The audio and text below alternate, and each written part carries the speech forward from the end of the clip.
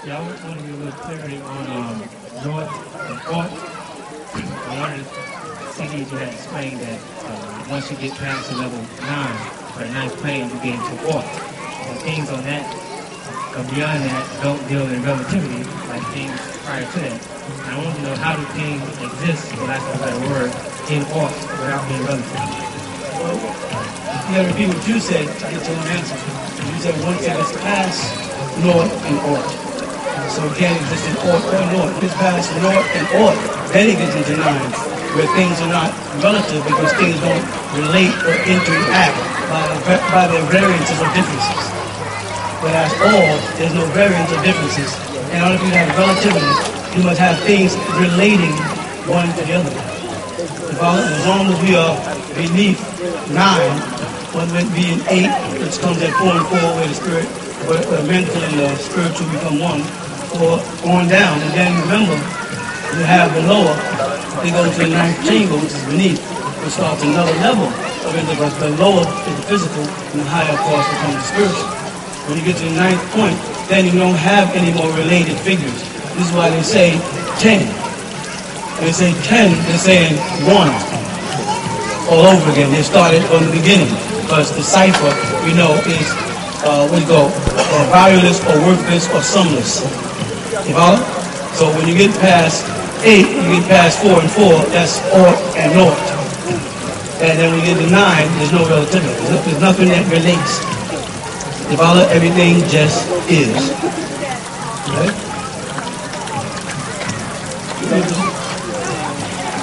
So in the state of North or beyond that state, is that like the... North and Ought interact in you as will. That which you ought to do and that which you should or not to do.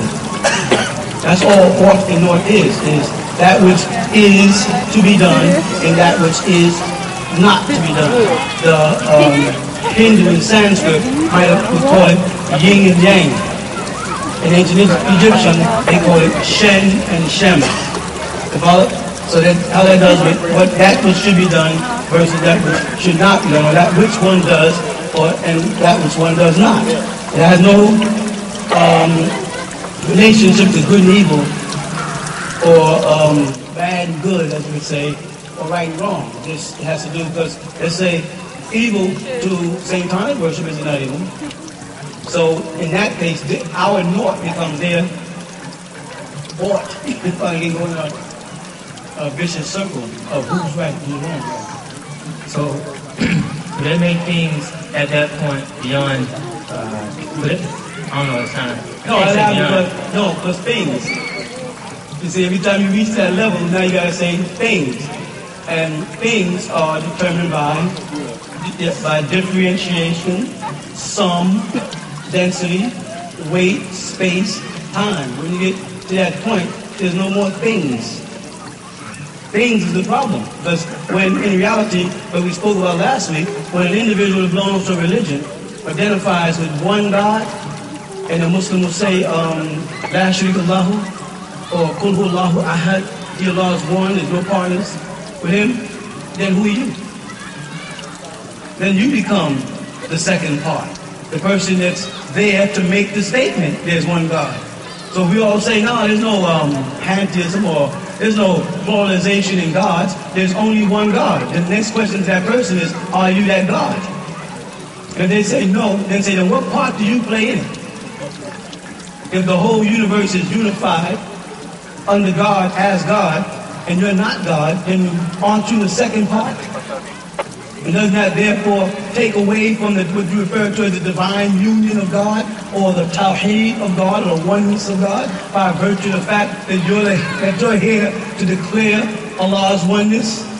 When you say Allahu Samad, or that He is absolute in some translations and self-sustaining and self-sufficient in others, you know, if you do that, He's self-sufficient from what?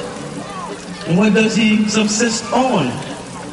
And what is it that why is it necessary for Him to become self-sufficient? I'm saying that because when you get past that 9, there's no more things. Because the first thing would be God. And that's what every Muslim, Christian, and Jew would say. The first thing in existence would have to be God, the one Almighty God. Correct? Or Allahu Ahad. You know, Allah is one. Or in the Hebrew they say Elohim Ahad. Then there's 9. In this case they're going Elohim plural is Ahad. One group of Elohims. But it keeps going back to that same principle. And I'm saying, how do you differentiate God as one if you're not here to say God is one? And if you're here to say God is one, then you're the second part or person here making the statement. You're the one responsible for the duality by virtue of the fact that you find it necessary to say God is one. You follow what I'm saying? It's a very tricky thing. Go ahead.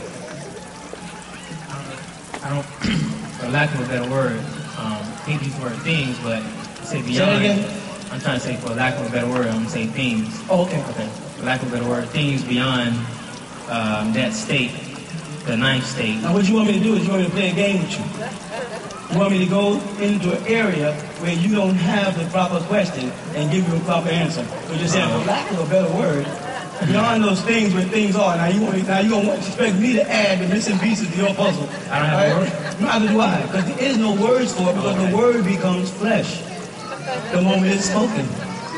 You know what I'm saying? The word becomes flesh the moment it's spoken. So anything that you can call a word is a noun, which is a person, a place, or a thing. And that's the realm in which I told you you're all trapped in.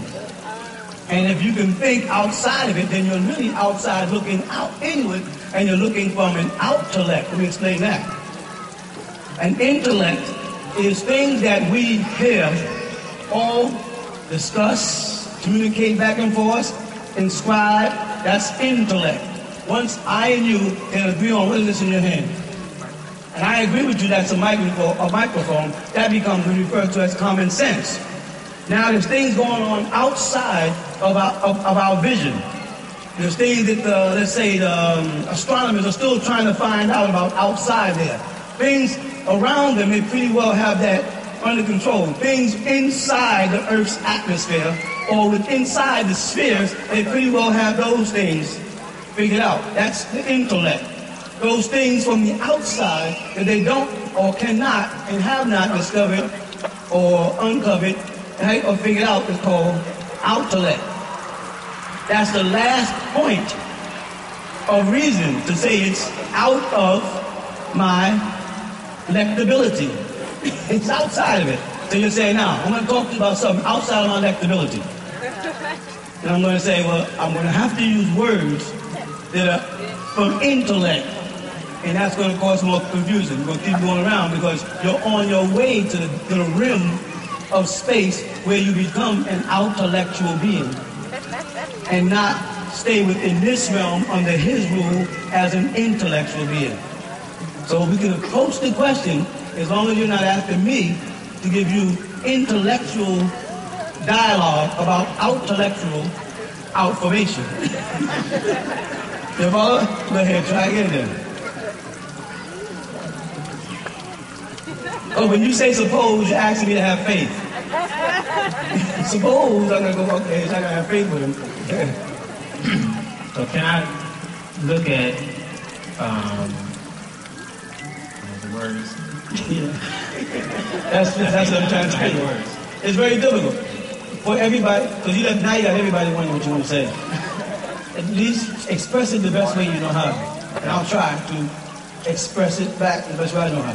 When you first explained to us about things being before hydrogen being in the core, and then first recognizing that as non-existence, and now it being a part of existence because they identified it right. and made it known to exist. Identity.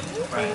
And you also explained to us that there are sub-atoms or particles that exist beyond the core. Outlet, right. Outlet, which makes it, in a sense, the non-existence of what was thought to exist. The non-existent of non-existent. To those, it's non-existent to those who can't see them. Right. Okay. And my first question was about knowing what was thinking about, which you already answered, I guess, about how those things that are not relative exist in a state that doesn't have, that's before port, in other words. That's what I was thinking. Okay. Because the moment you said state, we had another problem. but I grasp where you're going.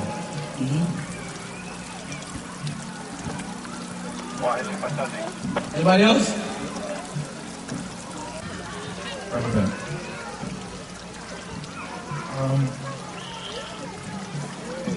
We've been given in the book that the stories that we've been given in terms of the materials, that they are, for lack of a better word, a lot more, well, they're a lot more advanced than us. But when you read about some of the things that they've done in their emotional states, in terms of when you'd see Asset and Ray, she wanted information, she wanted the magic word from Ray. That comes across like the same human frailties that we have today. And not necessity? Sorry? And not necessity? What do you mean by that, not necessity? If Yaanuwn Ray had a sacred word, it opened doorways to help, correct? By me wanting it. And because as a female in that school, I'm not entitled to it. If I figure out a way to get it as a necessity to pass on to other women for that same thing, that still comes across as human frailty. If she wasn't supposed to have it. By men. By men. We must hold this to keep her down. We must keep the secrets in the lodge under the symbol of a two-ball cane to keep the female down. Because we can't admit to the world that she is God and we're not. Because we are in control now.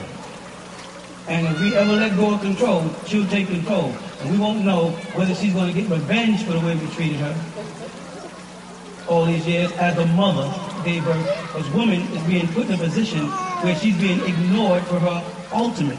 Or let's go back to Christianity. Mary is being ignored and Christ is given the credit. And according to the Bible, Mary delivered Christ. So without Mary, there'd be no Christ. But in Christianity, and only in the Catholic faith, they even lean toward giving her an influence of any respect. But in other churches, Mary is just the mother of God.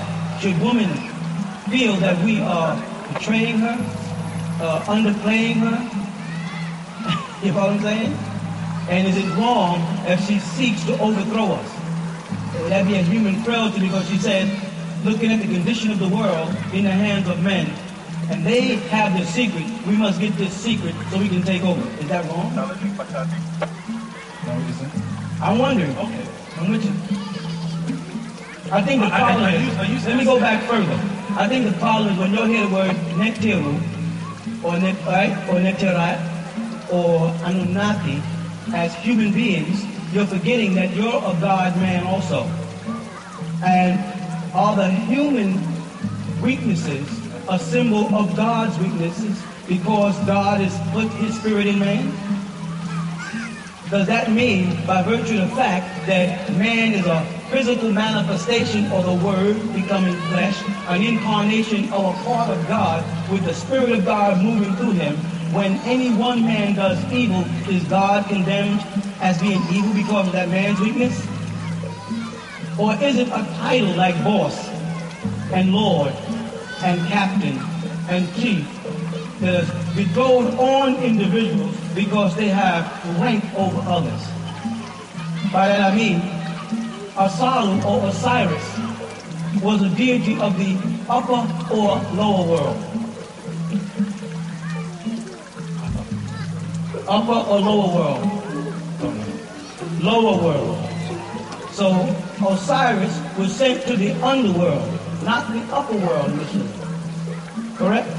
Amun Ra raised from the underworld, from Yaanuwn, primordial life, which is a female, or in the egg, as they call it, which is symbolic of the sun, or as they say, the bright morning star in the Bible, right? Raised out of the east and traveled the skies and became the God of the sky. Thus we put God in heaven and say, Our Father who art in heaven. which in a sense says, our Father who is not on earth. Or there'd be no reason to say, our Father who art in heaven. The very statement, our Father who art in heaven, if he is omnipresent, means that he must have been on earth and has now gone to the heavens. Or if he's only in heaven and never been to earth, then he's not omnipresent and not everywhere and in everything at every time. So when they say, so God so loved the world, that he, sent his, so a portion of him is sent as his, to carry his word of salvation and grace into the world. And if Jesus, and Jesus did, at one time become the very Thomas that he talked about, the doubting Thomas. Because at one point he said, what? My God, why have thou? And the word forsaken. When you ask God Almighty, why, you already fell beneath God's level. Man, beast, says to God, why? But God can't ask God why he does a thing, because as God would already know why God does everything. So when Jesus was in that state, and he said, Eli, Eli, lama sabachthani, or my God, Eli, or Eli, Eli, my God, why? Hear that? Why? Then move on to the next statement. Have thou left? Forsaken, the word there in the Hebrew is left me there, or departed from me. Why have thou left me? At that state, God, who was once word, logos, who now was flesh, solid, became mortal. If for no other time in the life of Jesus, at that moment when he said, why, he was no more than another mortal. And when he questioned God as to God's decision to forsake him, was he as bad as when Thomas questioned him about the wounds in his hand in the upper room that rendered or gave Thomas the title Doubting Thomas? I'm going the route of Christianity because this is the Western world doctrine. And of course it came out of Egypt, and the same principles will apply to Osiris coming down the underworld, rising up, and his son coming to earth as Horus, and being challenged and tested by man, Satuk. You follow? It's the same principle. So the principle in terms of the Tamarind story, what I'm trying to get into my mind is that when you talk about the deities, you look at them. You do. That's Christianity. That's Judaism, and that's Islam. That's monotheistic beliefs. Is to put God in a position or a place where mortals judge his decisions by themselves. See, what we're saying is, Abraham, if the Bible takes the story of Jesus Christ and takes his family and takes him all the way back from blood to blood, we got, then got to Adam and said, in Adam, the Son of God, then the Bible is putting Jesus' genealogy into God's genes. He calls him the Son of God. He's the same word, you're at birth by God. So Jesus was related to God. You follow? So the things that God did, Jesus could do. The things that, Jesus did, God did. And that's why Jesus said, you'll even do greater works than I am not greater than he who I am my own accord can do. He was trying to tie in the relation. When you see me, you see. You follow what I'm saying? So again, you're putting the Egyptian deity in the same light of the faith that Christianity, Judaism, and Islam demands. Blind faith in a supernatural power that condenses itself into a father or he God image, and therefore is above mistake. You follow? And the first mistake that this God power would have made would be to become less than God and try to remain God. And by that I mean, by virtue of the fact that he created something from himself. If the Bible be true, for those who accept it, he said, I what? Created man in my image, my own image, after my own likeness, and I blew into him of my breath, and he became a living. So a portion of God departed from God and became Adam. And a portion of God departed from God and through Adam became Jesus. You with me? So now, if God is God in totality as God, if a portion is taken away from him, is he still totally God? Or does he become less than God? If I take some milk out of the container, it's milk, but it's not the full container of milk. So now the question is, God can do everything except become less than God and still be God. So you say, what is it that God can't do? He can't become less than himself. He can't act contrary to being God and still be God. And that's why I told people, never fear devil worshippers. You don't have to worry about devil worshippers. Satan is going to deceive them. That's his job.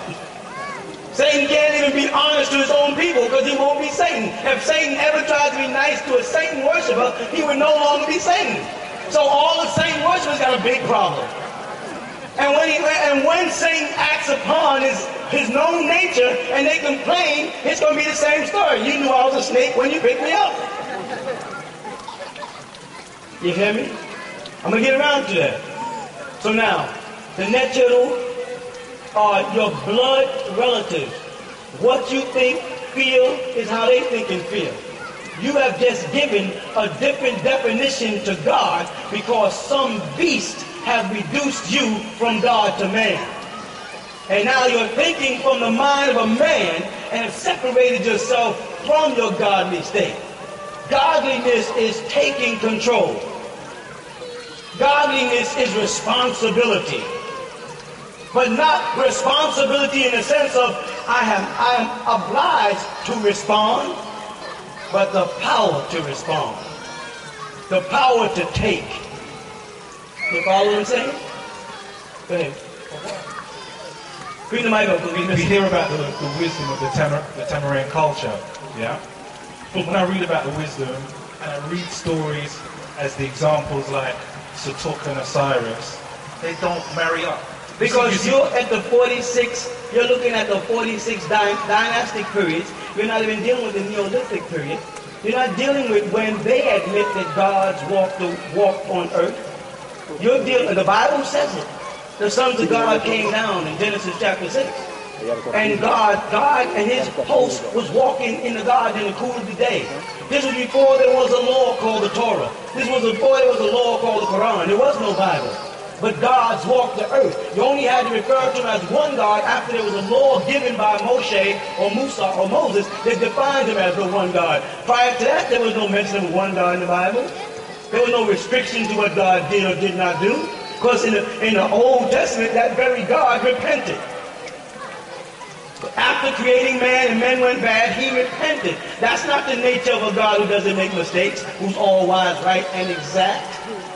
I think the problem is you're mixing up Osiris and Isis and Hathor, which were human beings, incarnated in the flesh, Nephilians, Jebulians, who came into the flesh and made it with the Gibor, or Jebor, which is a Gibbon, a certain species of tailless monkey, and those people you're calling gods.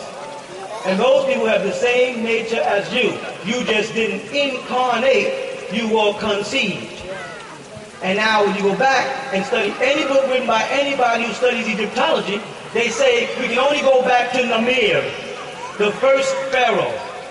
And that starts the dynasties. They said from then on down to the Ptolemy Roman invasion, and then fade on out into Anwar Sadat and the Muslim invasion and take it over.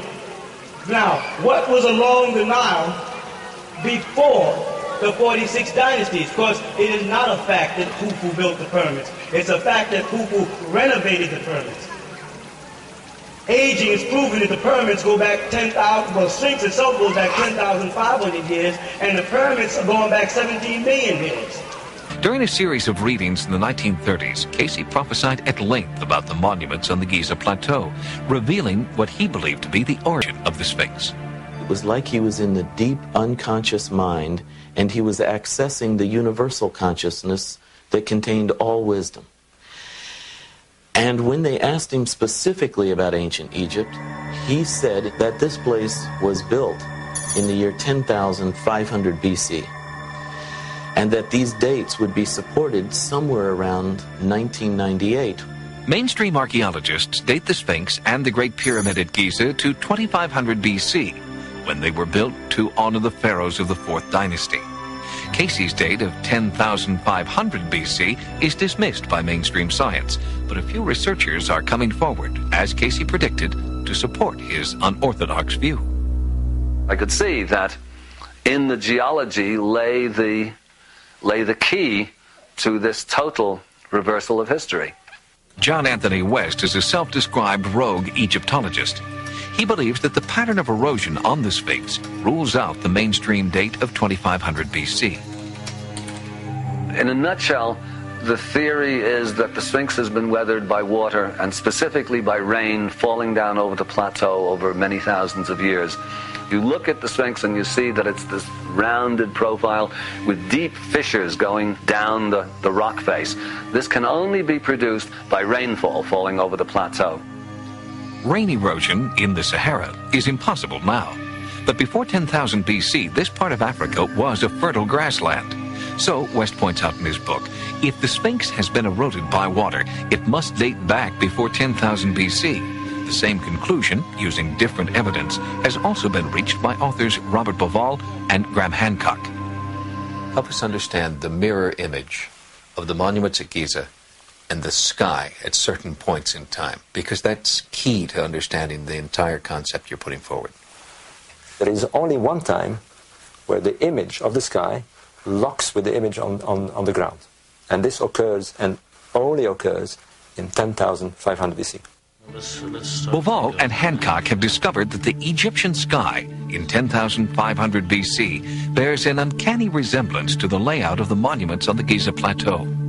10,500 BC, this is when the Sphinx is gazing directly at his own image, the constellation of Leo. And if we are to turn 90 degrees and face due south, we would see the 3 stars of Orion's belt in a pattern that mimics exactly the pattern of the pyramid on the ground.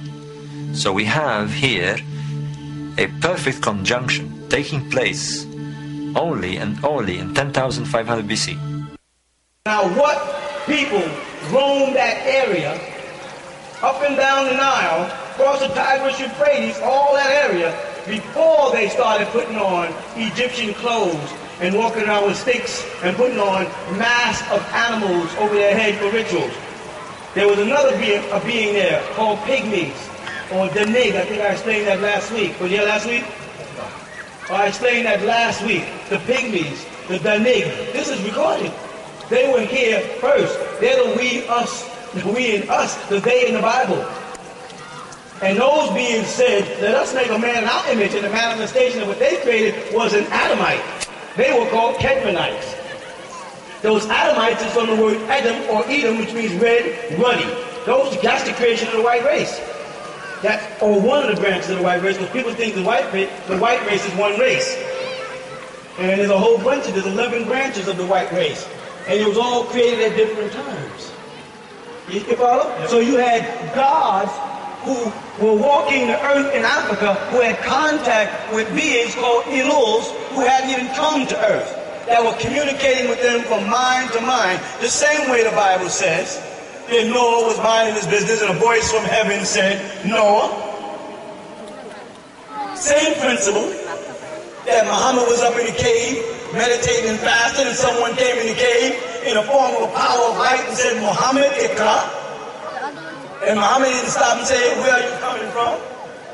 Noah didn't stop and say, God or whomever that is talking, where are you talking to me from? Or exactly how far away are you from me? me, and why am I able to hear you?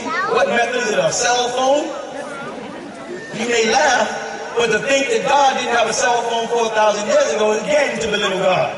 To think that God didn't have a television or video recorder. Because if you could figure it out, then it was in the mind of God, because there's nothing in your mind that didn't come from God if your mind did come from God. I know mine did. So anything you have today, plain saying God already had in his mind. I was explaining that to someone yesterday. We talked about DNAs in God. And I was saying, well, man is studying DNAs. And DNAs are intelligent and thinking and changing and growing. Correct? Now let's reverse the psychology. Who was there first? Your chromosomes or you? The chromosome. So now let's ask the question. Is man studying chromosomes, or is chromosomes using man to study itself? A way to clone man out of existence by making such a perfect man that he'd no longer be a man. He would be merely a chromosome. Man's own destruction is within inside man's ability to think of his own destruction and to create destructive vessels and means in the form of weapons and emotions. So again, to get back to the question, we don't get too far. You're talking about a period of time when the gods had become men. There was thousands of years before that. Before, when Adam and Eve was in the garden, right? The trees had to grow in the garden before Adam and Eve got in the garden. And we can justify that because we have the 7-day creation. But then, as I said many times, when we get down to the element gold, and the Bible speaks of how good, God talks about how good the gold was in Ethiopia, and Adam and Eve wasn't in the garden of Ethiopia according to the Christian belief. Adam and Eve was over near the Tigris Euphrates. That's their biblical belief. That's where the Jehovah's Witnesses and all those groups were put in. So now, if God is incarnating man over in the Middle East, but making reference to the gold in Ethiopia, then God must have visited the gold in Ethiopia before he created man over in the East.